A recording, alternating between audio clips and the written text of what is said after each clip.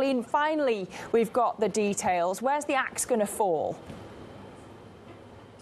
It's actually a pretty big effort, actually more than we expected. 60.6 billion euros are needed in this budget. About two-thirds, in fact, a little bit more than two-thirds will come from spending cuts. And the ministries, the state, will actually have the biggest effort.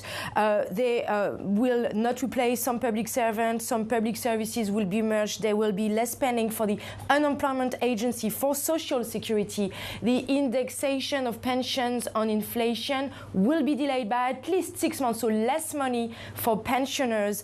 Local authorities will also have to tighten their belts as much as 5 billion euros.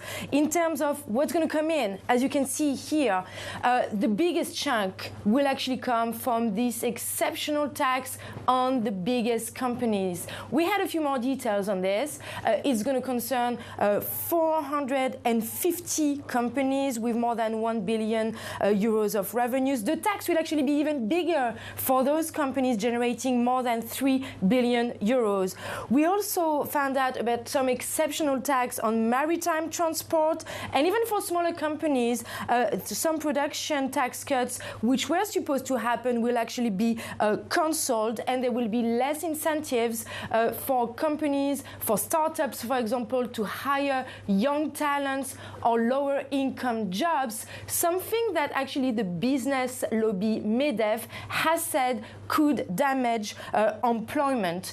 Individuals also will have to contribute to this budget. The wealthiest, of course, 65,000 of the richest households in France, those without children, for example, a couple earning more than €500,000 euros a year, those will be more taxed. The tax shields on electricity will all be gone because, you know, electricity prices have gone down. So they think they can put back some taxes on electricity, and transport finally will also be taxed. New tax on plane tickets expected, and new tax also when you buy a new car which is not an electric car.